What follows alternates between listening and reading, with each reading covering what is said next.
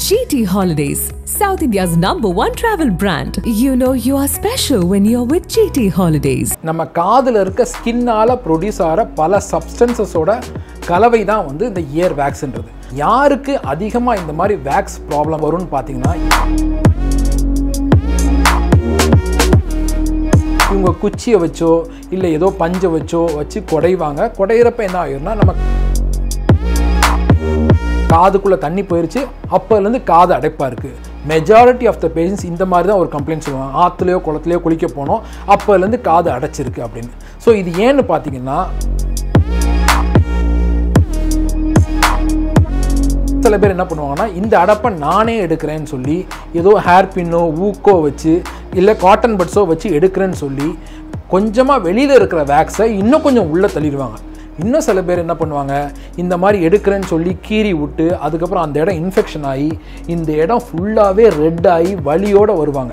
Cotton puts use பண்ணுறாங்க. அது அறவே கூடாது, ரொம்ப ரொம்ப தப்பு. நீங்கள் காட்டன் பட்ஸ் யூஸ் பண்ணுறதால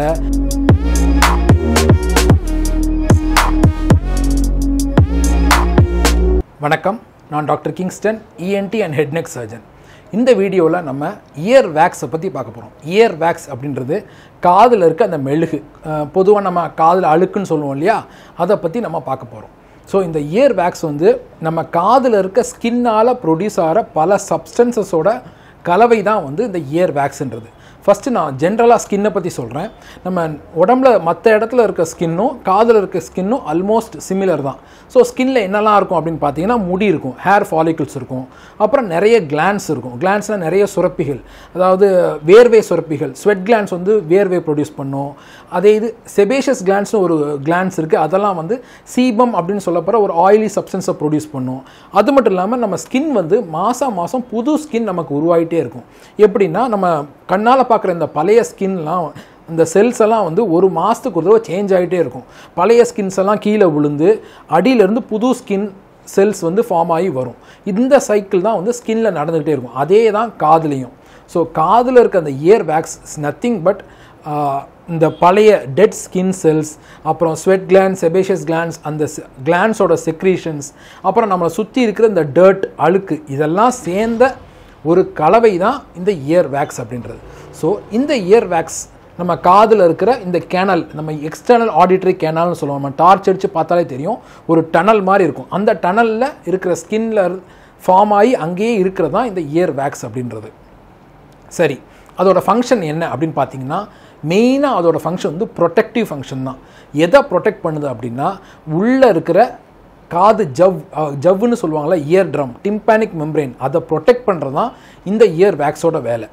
ஏன் டிம்பானிக் மெம்பரேனை ப்ரொடெக்ட் பண்ணணும்? டிம்பானிக் மெம்பரேன் அப்படி என்ன இம்பார்ட்டன்ட் அப்படின்னு கேட்டிங்கன்னா, அதுக்கு நான் மெக்கானிசம் ஆஃப் ஹியரிங் உங்களுக்கு சிம்பிளாக சொல்கிறேன். அதாவது வெளியில் இருக்க சத்தம் வந்து நம்ம காது வழியாக, இந்த இயர் மடல் காது வழியாக உள்ளே போய் எக்ஸ்டர்னல் ஆடிட்டரி கேனல் வழியாக பாஸ் பண்ணி டிம்பானிக் மெம்பரேன், இந்த காது ஜவ்வை வந்து வைப்ரேட் பண்ணும். அந்த வைப்ரேஷன்லேருந்து நரம்பு எடுத்துகிட்டு போய் நம்ம பிரெயினில் சிக்னல் கொடுக்குறதால தான் நமக்கு என்ன சத்தம் கேட்குது, எங்கேருந்து கேட்குது, எவ்வளோ அளவு, இதெல்லாம் நம்ம பிரெயின் வந்து கால்குலேட் பண்ணும். ஸோ இந்த காது ஜவ்வு ஒழுங்காக வைப்ரேட் ஆனால் தான் நமக்கு ஒழுங்காக காது கேட்குறதுக்கு இந்த டிம்பானிக் மெம்பரேன் ரொம்ப அவசியமானது. அதோட திக்னஸ் பார்த்தீங்கன்னா 0.1 mm தான் டிம்பானிக் மெம்பரேனோட திக்னஸ், 0.1 mm. ஸோ அது ரொம்ப ஃப்ரெஜைலான ஸ்ட்ரக்சர். அதில் எந்த ஃபாரின் பாடி இல்லை ஏதாவது சின்ன வண்டோ பூச்சியோ இல்லை ஏதோ கல்லோ போய் அதை ஓட்டையாக்கிடக்கூடாது அப்படின்றது தான் மெயின் விஷயம். அதுக்கு பாதுகாப்பாக இருக்கிற ஒரு போலீஸ்மேன் மாதிரி ஒரு செக்யூரிட்டி தான் வந்து இந்த இயர் வேக்ஸ்.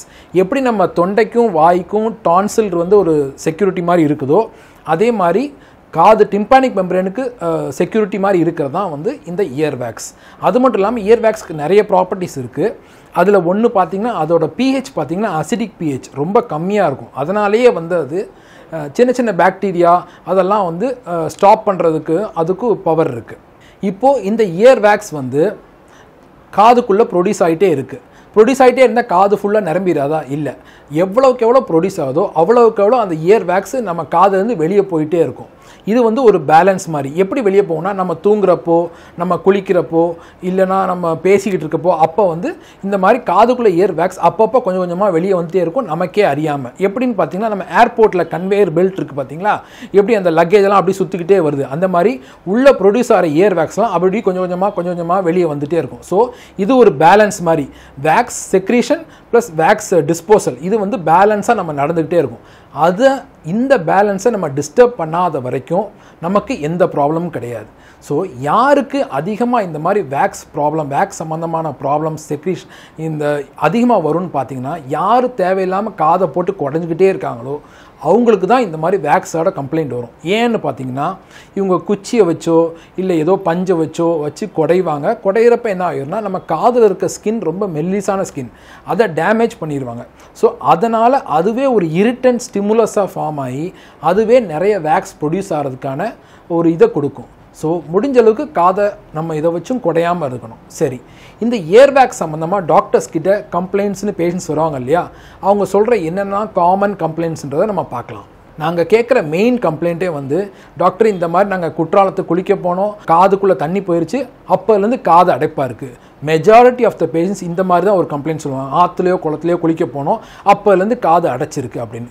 ஸோ இது ஏன்னு பார்த்தீங்கன்னா, நம்ம காதுக்குள்ளே தண்ணி போனோன்னே அங்கே இருக்கிற நார்மல் வேக்ஸ் அதெல்லாம் ஒன்றா கிளம்ப் ஆகி ஒரு பால் மாதிரி ஃபார்ம் ஆகி டிம்பானிக் மெம்பரேனை டோட்டலாக அடைச்சிக்கிறோம். ஸோ அதனால் காற்று அந்த சவுண்ட் வேவ்ஸ் வந்து டிம்பானிக் மெம்பரேனை போய் வைப்ரேட் பண்ண முடியாது. ஸோ அதனால் காது அடைப்பாகவே அவங்களுக்கு இருக்கும். இது ஒரு குரூப்பாக வருவாங்க. அடுத்த சில பேர் என்ன பண்ணுவாங்கன்னா, இந்த அடைப்பை நானே எடுக்கிறேன்னு சொல்லி ஏதோ ஹேர் பின்னோ ஊக்கோ வச்சு இல்லை காட்டன் பட்ஸோ வச்சு எடுக்கிறேன்னு சொல்லி கொஞ்சமாக வெளியில் இருக்கிற வேக்ஸை இன்னும் கொஞ்சம் உள்ளே தள்ளிடுவாங்க. இன்னும் சில பேர் என்ன பண்ணுவாங்கன்னா, சில பேர் பஞ்சு உள்ளேயே போயிடுச்சு டாக்டர், என்னால் பஞ்சையும் எடுக்க முடியலன்னு சொல்லி கம்ப்ளைண்ட்டோடு வருவாங்க. இன்னும் சில பேர் என்ன பண்ணுவாங்க, இந்த மாதிரி எடுக்கிறேன்னு சொல்லி கீறி விட்டு அதுக்கப்புறம் அந்த இடம் இன்ஃபெக்ஷன் ஆகி இந்த இடம் ஃபுல்லாகவே ரெட் ஆகி வலியோடு வருவாங்க. அவங்களுக்கு தொட்டு பார்த்தா, இந்த இடத்த தொட்டு பார்த்தா பயங்கரமாக வலிக்கும், அந்தளவுக்கு பெயினோட சில பேர் வருவாங்க. சில பேர் இன்னும் கொஞ்சம் உள்ளே போய் நம்ம காது ஜவ்வையே ஓட்டையாகிற அளவுக்கு செஞ்சுட்டு வருவாங்க. சில பேர் காது கேட்கறது கம்மியாயிடுச்சுன்னு வருவாங்க. சில பேர் காது இதில் வந்து கொய்யின்னு சத்தம் வருது, அந்த மாதிரி சில பேர் வருவாங்க. ஸோ இதெல்லாம் தான் வேக்ஸால் வர்ற ப்ராப்ளம்ஸ். இப்படி சொல்லி தான் டாக்டர்ஸ் கிட்டே வருவாங்க. ஸோ டாக்டர்ஸ் நாங்கள் வந்து பார்ப்போம், டார்ச் எடுத்து பார்த்தாலே தெரிஞ்சிடும் வேக்ஸ் இருக்கா இல்லையா அப்படின்னு. நம்ம ஓட்டோஸ்கோப் போட்டு பார்த்தோம்னா வேக்ஸ் வந்து ஃபுல்லாக அடைச்சிக்கிட்டு இருக்கா இல்லை கொஞ்சம் தான் அடைச்சிக்கிட்டு இருக்கான்னு தெரியும். வேக்ஸ் வந்து பார்க்குறத வச்சே நம்ம கண்டுபிடிச்சலாம் அது ஹார்ட் வேக்ஸா சாஃப்ட் வேக்ஸா அப்படின்னு. ஏன்னா ஒவ்வொன்றுக்கும் ஒவ்வொரு ட்ரீட்மெண்ட் இருக்குது. ஸோ இதை நம்ம அசஸ் பண்ணிடலாம். இல்லை ஒருவேளை இன்ஃபெக்ஷன் இருந்துச்சு அப்படின்னா பேஷண்ட்ஸுக்கு வந்து ஃபஸ்ட்டு இன்ஃபெக்ஷன் நம்ம ட்ரீட் பண்ணுவோம். ஒரு 1 வீக் ஆன்டிபயோட்டிக்ஸ் கொடுத்து பெயின் கில்லர்ஸ் கொடுத்து நீங்கள் முதல்ல இன்ஃபெக்ஷன் சரியாகட்டும், அதுக்கப்புறம் நம்ம வேக்ஸை பார்க்கலாம் அப்படின்னு சொல்லி நம்ம 1 வீக் மாத்திரை கொடுக்க அமுச்சு விடுவோம். அப்படி இல்லை இப்போவே நம்ம ட்ரீட் பண்ணலான்னு பார்த்தா ஒருவேளை ஹார்ட் வேக்ஸாக இருந்துச்சுன்னா நம்ம எடுக்க முயற்சி பண்ண மாட்டாங்க. ஏன்னா ஹார்ட் வேக்ஸ் எடுத்தோன்னா பெயின்ஃபுல்லாக இருக்கும், பேஷண்ட்டுக்கு ரொம்ப டிஸ்கம்ஃபர்ட்டாக இருக்கும். ஸோ அதுக்கு ஒரு ட்ராப்ஸ் நாங்கள் ப்ரிஸ்கிரைப் பண்ணுவோம். பண்ணிவிட்டு இந்த ட்ராப்ஸை ஒரு 3 டேஸோ 4 டேஸோ இல்லை 1 வீக்கோ போட்டுட்டு வாங்க அப்படின்னு. இந்த ட்ராப்ஸ் போட்டால் அந்த ஹார்ட் வேக்ஸ் வந்து கொஞ்சம் சாலிடிஃபை கொஞ்சம் லிக்விஃபை ஆகி கொஞ்சம் சாஃப்ட் வேக்ஸாக மாறிடும். அதை எடுக்கிறது ரொம்ப ஈஸி, பேஷண்ட்டுக்கும் எந்த பெயினும் இருக்காது. ஸோ அப்படி பண்ணிட்டு வர சொல்லுவோம். அப்படி இல்லையா சாஃப்ட் வேக்ஸாக தான் இருக்குது அப்படின்னா சிரிஞ்சிங்னு ஒரு டெக்னிக் இருக்குது, அது மூலமாக நம்ம வந்து அந்த வேக்ஸை வந்து வெளியே கொண்டுடலாம். இது ரொம்ப முக்கியமான விஷயம். சிரிஞ்சிங் வந்து ஒன்லி ட்ரெயின்டு இஎன்டி டாக்டர்ஸ் மட்டும்தான் பண்ணணும். வீட்டில் சாதாரண பொதுமக்கள் அதை செஞ்சு ட்ரை பண்ணக்கூடாது. இது சாதாரண சிரிஞ்சில் நம்ம வாட்டர் எடுத்து காதுக்குள்ளே ஃப்ளஷ் பண்ணோன்னா அந்த வாட்டர் போய் அந்த வேக்ஸை வெளியே கொண்டு வந்துடும். ரொம்ப முக்கியமான விஷயம். நம்ம எவ்வளோ ஃபோர்ஸ் யூஸ் பண்ணுறதும் ரொம்ப முக்கியம். அதுக்கப்புறம் அந்த வாட்டரோட டெம்பரேச்சர் அது பாடி டெம்பரேச்சருக்கு ஆப்டிமலாக இருக்கணும். ரொம்ப சூடாகவும் இருக்கக்கூடாது, ரொம்ப குளிராகவும் இருக்கக்கூடாது. அப்படி டெம்பரேச்சர் ப்ராப்பராக இல்லைன்னா பேஷண்ட்டுக்கு தலை சுற்று வந்து மயக்கம் போடுறதுக்கும் வாய்ப்பு இருக்குது. So syringing one of the method.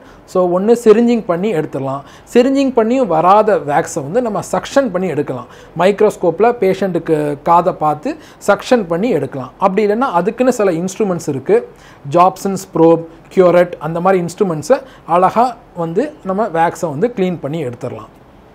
So இதெல்லாம் தான் வேக்ஸுக்கு நம்ம வேக்ஸை எப்படி நம்ம இது பண்ணுறதுன்னு எப்படி நம்ம ரிமூவ் பண்ணுறதுன்னு சில ஸ்டெப்ஸ் நான் சொல்லிட்டேன்.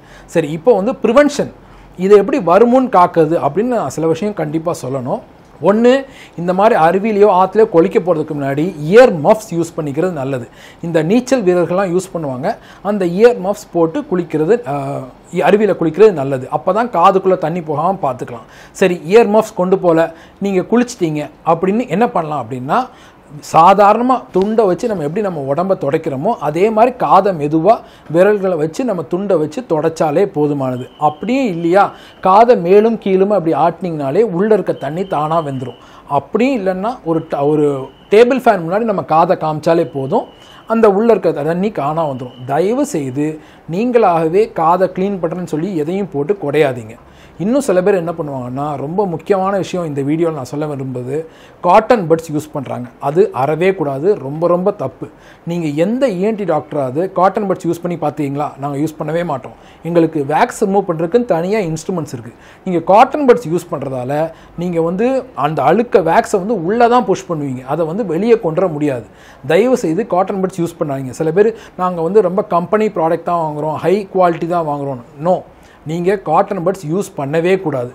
நான் ஒரு இஎன்டி டாக்டராக இருக்கேன், எனக்கும் காதில் ஏதாவது ப்ராப்ளம், என் காதை க்ளீன் பண்ணணும்னா கூட நான் இன்னொரு இஎன்டி டாக்டர்கிட்ட போய் தான் என் காதை க்ளீன் பண்ண ஒழிய என்னாலே என்னுடைய காதை க்ளீன் பண்ண முடியாது. இதை நீங்கள் கண்டிப்பாக புரிஞ்சுக்கணும். அது மட்டும் இல்லாமல் நம்ம காதை க்ளீன் பண்ணுறதுக்குன்னு எந்த அவசியமும் இல்லை. நான் சொன்ன மாதிரி வேக்ஸ் ப்ரொடக்ஷன் அப்புறம் வேக்ஸ் டிஸ்போசல், இது ஒரு சைக்கிள் மாதிரி.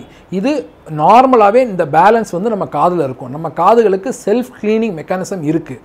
ஸோ யாருக்குமே காதை க்ளீன் பண்ணணுன்ற அவசியமே கிடையாது. இந்த காட்டன் பட்ஸ் யூஸ் பண்ணுறதுல பெரும்பாலானோருக்கு காதை சுத்தமாக வச்சுருக்கணுன்ற நோக்கத்தை விட அதில் கிடைக்கிற அந்த சுகம்தான் அவங்கள காதை குடைய இது ப்ரொமோட் பண்ணுது. அவங்க இந்த காதை குடையிறதுக்கு ஒரு மாதிரி அடிக்ஷன் மாதிரி ஆயிடுவாங்க. ஸோ இந்த நியூ இயரில் நீங்கள் ஒரு ரெசல்யூஷன் எடுத்துக்கணும், இனிமேல் நான் காட்டன் பட்ஸை யூஸ் பண்ண மாட்டேன் அப்படின்னு. ஏன்னா அது எந்த விதத்துலையும் காட்டன் பட்ஸ் யூஸ் பண்ணுறது சிறந்தது கிடையாது, நல்ல விஷயம் கிடையாது. இந்த வீடியோவில் உங்களுக்கு இயர் வேக்ஸை பற்றின ஒரு பேசிக் புரிதல் வந்திருக்குன்னு நினைக்கிறேன். அடுத்த ஒரு வீடியோவில் வேறு ஒரு நல்ல டாப்பிக்கை பற்றி பேசலாம். நன்றி, வணக்கம்.